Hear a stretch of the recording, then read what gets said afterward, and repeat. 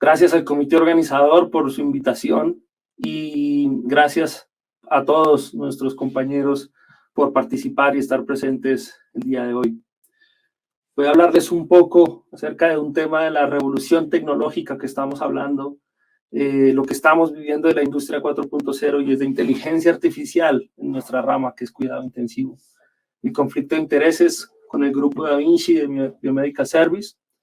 Yo creo que la agenda de hoy debe enfocarse más que todo en la evolución que hemos tenido a lo largo del tiempo en la inteligencia artificial y el cuidado intensivo. Si nosotros vemos las publicaciones que hemos tenido desde el 86 hacia el 2019, el crecimiento era demasiado lento, pero desde el 2019 hacia nuestra era, realmente el crecimiento ha sido exponencial y vamos a ir en un camino de esa evolución hasta lo que estamos viviendo hoy en día. En principio siempre había bastantes tabús, bastantes paradigmas en cuanto al hablar de inteligencia artificial en anestesia y cuidado intensivo, porque principalmente se veía como una tecnología demasiado nueva, demasiado futurista, y realmente al principio todos rechazaron un poco este tema. Sin embargo, fue evolucionando con el tiempo y algo que rompe la evolución es cómo nosotros administramos la información de nuestros pacientes, los datos que estamos recogiendo minuto a minuto en la monitoría de nuestros pacientes, toda la información del ventilador, a todo lo que podamos recolectar a la cabecera del paciente. Y partiendo de cómo pensar en gestionar de manera adecuada esa información, es como empezamos a explotar todas esas herramientas computacionales. Efectivamente, cuando nosotros hablamos de la adquisición de esa información, lo podemos integrar en diferentes dimensiones, pero lo que nos lleva cada uno de esos datos que nosotros recolectamos es a una decisión, a una intervención y a tener una capacidad de, obviamente, monitorear eso que nosotros decidimos. Para esto necesitamos entrenarnos nosotros, pero también entrenar a estos sistemas informáticos. Generalmente estos modelos de decisión, modelos de acción basados en datos, requieren una fuente importante de información, pero que esa fuente sea fidedigna, que toda esa adquisición de señales e imágenes que nosotros tengamos se haga de manera adecuada. Y obviamente ya cuando nosotros empezamos a evolucionar en el tiempo frente a ese tema, nos enfrentamos a que ya no solo estamos analizando esa información que queda registrada en la base de datos, sino que ahora empezamos a utilizar redes neuronales para procesar esa información y para que esas redes neuronales aprendan de la información. Pero ¿cómo así redes neuronales? La evolución de la inteligencia artificial a lo largo del camino ha sido enmarcada por varios hitos. Principalmente, la primera propuesta fue hacia los años 50 con el test de Turing, en la cual el doctor Alan Turing, gran investigador, en una de las conferencias y las primeras publicaciones nos habla de ese modelo computacional a función de problemas de la vida cotidiana. Y entonces es donde nace la primera pregunta de si las máquinas pueden pensar. Entonces, a partir de este nuevo paradigma en la ciencia computacional, empiezan a haber otras propuestas adicionales.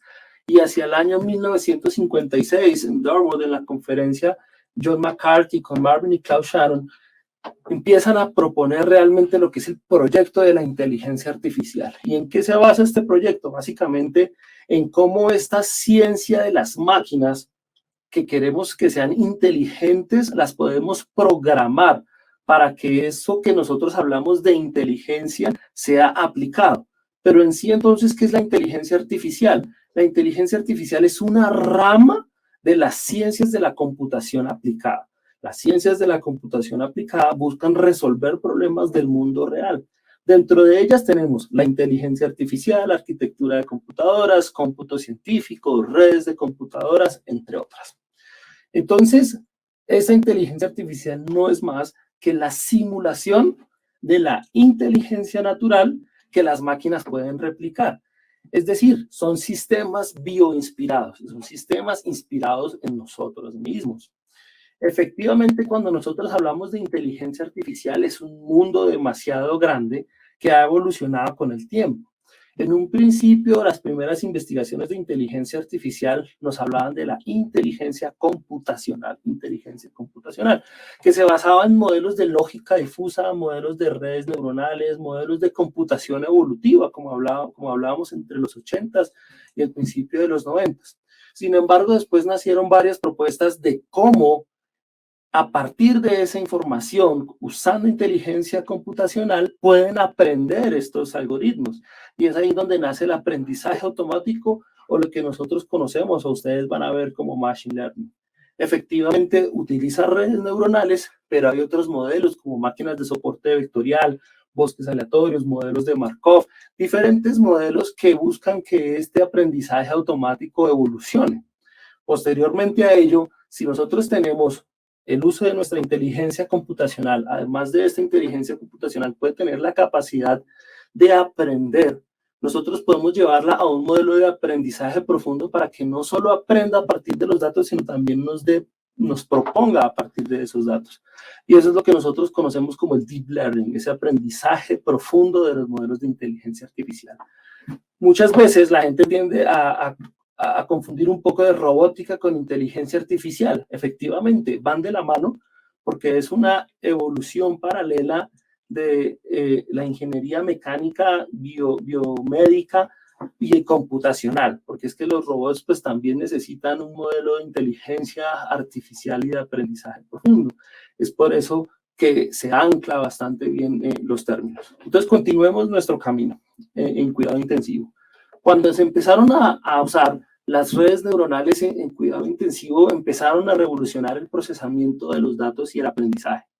Las primeras aplicaciones que realmente nosotros vemos que salen a la luz en grandes papers empiezan desde el 2019 generalmente, pero ya habían publicaciones entre el 2000 y el 2019 que nos hablaban del uso de inteligencia artificial. O sea, no es tan nuevo esto de lo que estamos hablando. Y estas principales técnicas nos hablaban de cómo recolectar esa información, cómo acceder a la información, modelos de procesamiento de esa información y todo empleado para la gestión de algunos problemas. Inicialmente, muchos de los modelos fueron aplicados en las unidades de cuidado intensivo cardiovascular quirúrgico, digamos, porque teníamos mayor acceso a los datos y la evolución tecnológica iba un poco más de punta en este tipo de unidades. Sin embargo, posteriormente fueron evolucionando. Adicionalmente, todos estos modelos que fueron aplicados fueron publicados, fueron empleados. Algunas unidades de cuidado intensivo lo adoptaron, otras básicamente lo rechazaron. Sin embargo, no es solo un modelo y existen una cantidad infinita de modelos que nosotros podemos aplicar para muchos problemas. Entonces, lo importante aquí no es integrar la inteligencia artificial al cuidado intensivo, sino que del cuidado intensivo y los problemas que enfrentamos a diario, logremos capturar herramientas de la inteligencia artificial que nos ayuden a resolver esos problemas. Básicamente, también estamos hablando de que ahora hablamos de un modelo lineal de integración, inclusive modelos desde que el paciente ingresa a urgencias, a salas de cirugía, e ingresa a la unidad de cuidado intensivo y podemos adquirir información en cada uno de esos eslabones de la ruta de atención del paciente. Efectivamente, no solo son modelos únicos, podemos tener modelos multimodales, tal cual como tenemos la monitoría multimodal en el paciente crítico. Pues aquí nosotros podemos tener modelos que integran los datos desde la microdiálisis, el electroencefalograma, toda la hemodinamia cardiovascular y vascular cerebral. Inclusive podemos hablar también de cómo asistir con telepresencia robótica para la interpretación de esos datos. Y estamos hablando del 2005, entonces vean que esto ya viene de tiempo atrás.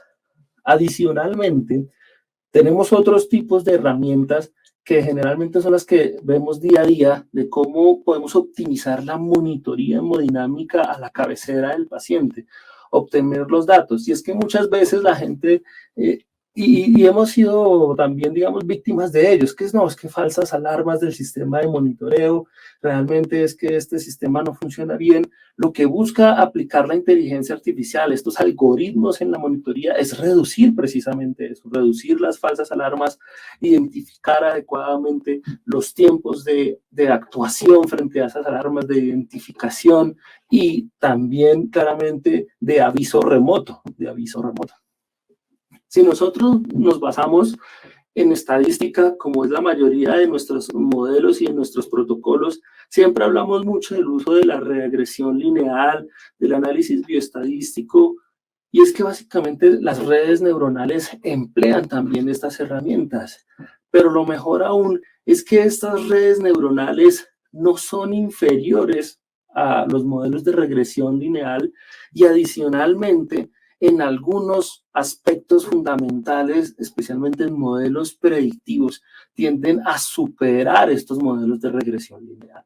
Entonces yo creo que para el 2006 al 2010 hemos subutilizado estas herramientas en cuidado intensivo. Estamos hablando de predecir falla orgánica, de identificar tempranamente modelos de deterioro clínico de los pacientes. Y así empezamos a evolucionar más en el tiempo y después ya vemos cómo utilizamos estos modelos de predicción para predecir paro cardíaco en el departamento de urgencias, paro cardíaco desde que el paciente llega a urgencias hasta que llega a la unidad de cuidado intensivo. Y es como empezamos a utilizar todos estos modelos en la ruta de atención del paciente. Efectivamente, tenemos mucha información, muchísima información. Estamos utilizando todos estos modelos basados en Machine Learning para clasificar las alertas reales, pero efectivamente aplicadas en modelos predictivos, en modelos de identificación temprana, en modelos de alerta temprana.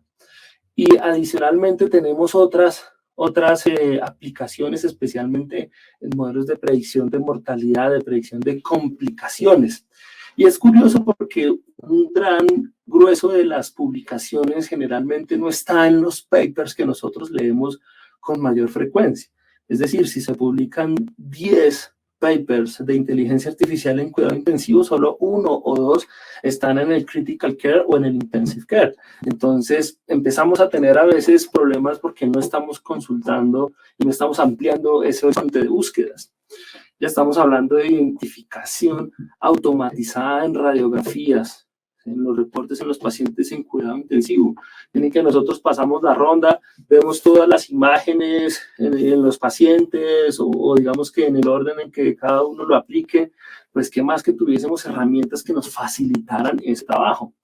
Estamos también utilizando modelos en ventilación mecánica automatizada, pacientes con ventilación mecánica prolongada, y esto ha empezado a romper los límites de la asistencia y del manejo en cuidado intensivo. Entonces, ¿cuál es el truco acá?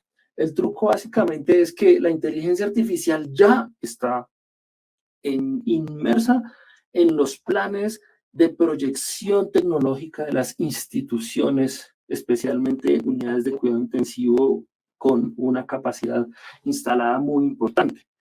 Y lo primero que debe propender las instituciones para empezar a aplicar realmente la inteligencia artificial es quitarse de los ojos que eso es el futuro, porque es el presente.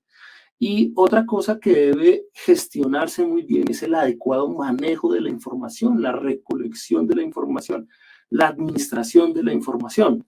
¿Por qué?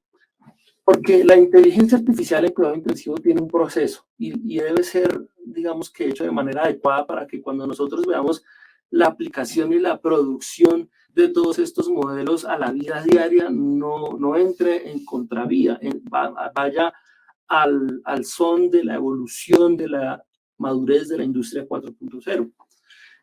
Y una cosa fundamental, importante, es la disponibilidad de esa información, que nosotros registremos de manera adecuada la información, que nosotros procesemos de manera adecuada esa información, que la almacenemos de manera adecuada y que tengamos sistemas de interoperabilidad para acceder a esa información. Es decir, que muchas veces estamos subutilizando centrales de monitoreo que podríamos aprovechar de una manera desconmensurable. Imagínense la cantidad de datos que se produce en un minuto en una unidad de cuidado intensivo con 100% de ocupación de 10 camas.